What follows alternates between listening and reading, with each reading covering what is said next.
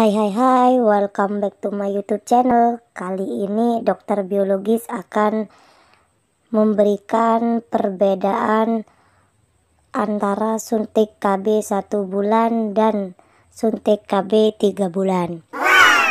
Suntik KB merupakan salah satu metode kontrasepsi untuk menunda kehamilan. Namun, seperti metode kontrasepsi lainnya, suntik KB memiliki beberapa kelebihan dan kekurangan, serta tidak disarankan bagi wanita yang memiliki kondisi tertentu. Suntik KB adalah kontrasepsi hormonal yang mengandung hormon progesteron atau progestin. Hormon ini serupa dengan hormon alami wanita, yaitu progesteron dapat menghentikan ovulasi. Suntik KB dilakukan di bagian tubuh tertentu seperti bokong, lengan atas, bagian bawah perut, atau paha.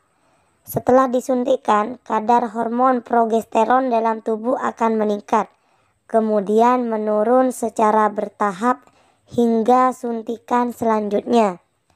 Berdasarkan waktu, di Indonesia terdapat 2 jenis suntik KB yang paling umum digunakan, yaitu suntik KB 1 bulan dan suntik KB 3 bulan. Berikut adalah penjelasannya. Suntik KB 1 bulan. Sesuai dengan namanya, jenis suntik KB ini diberikan setiap 30 hari.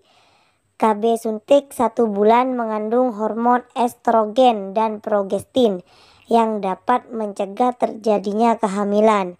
Dibandingkan dengan suntik KB 3 bulan, suntik KB 1 bulan tidak terlalu berdampak pada siklus menstruasi, sehingga penggunaannya masih memiliki siklus haid yang teratur. Selain itu, tingkat kesuburan dapat kembali normal dalam waktu yang relatif cepat, yaitu 3 bulan setelah suntikan dihentikan. Meski demikian, ada beberapa kekurangan dari suntik KB 1 bulan. Antara lain sebagai berikut: memiliki resiko terjadinya perdarahan tidak abnormal, meski jarang terjadi. Yang kedua, menyebabkan pusing dan payudara terasa sensitif atau nyeri.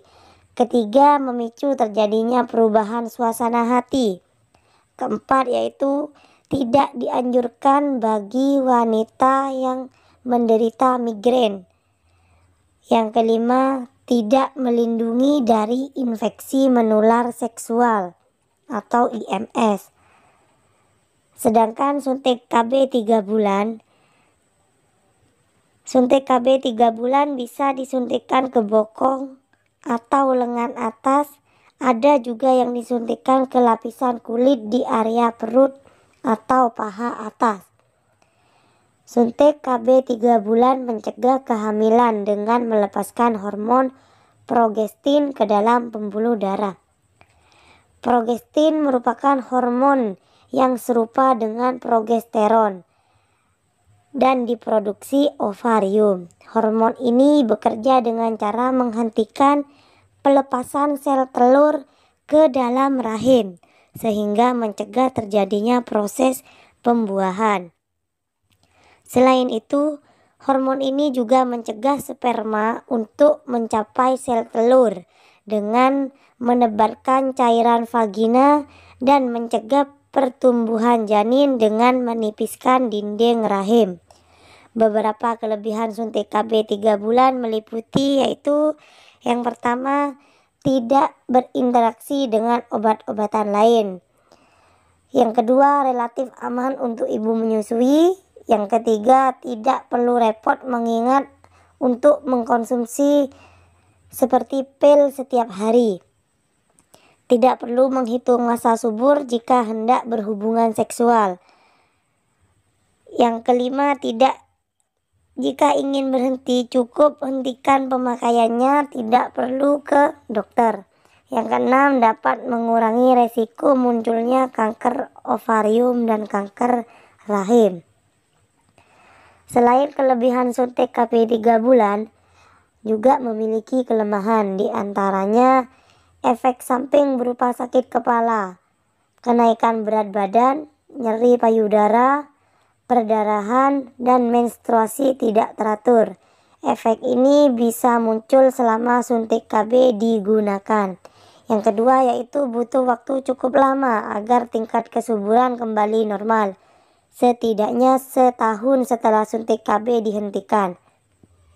Hal ini membuat jenis kontrasepsi ini tidak dianjurkan untuk mereka yang ingin segera memiliki anak.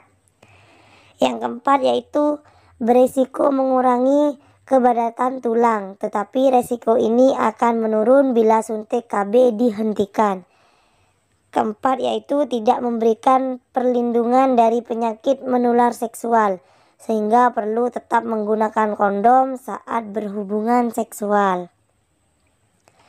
Suntik KB 3 bulan tidak bisa digunakan oleh semua wanita, terutama bila merasa dirinya sedang hamil, menginginkan siklus menstruasi yang tetap teratur, atau memiliki kondisi sebagai berikut seperti migrain, gangguan hati, pembekuan darah, riwayat penyakit jantung, perdarahan di antara menstruasi, diabetes atau kencing manis, kanker payudara, serta beresiko tinggi menderita osteoporosis atau pengeroposan tulang.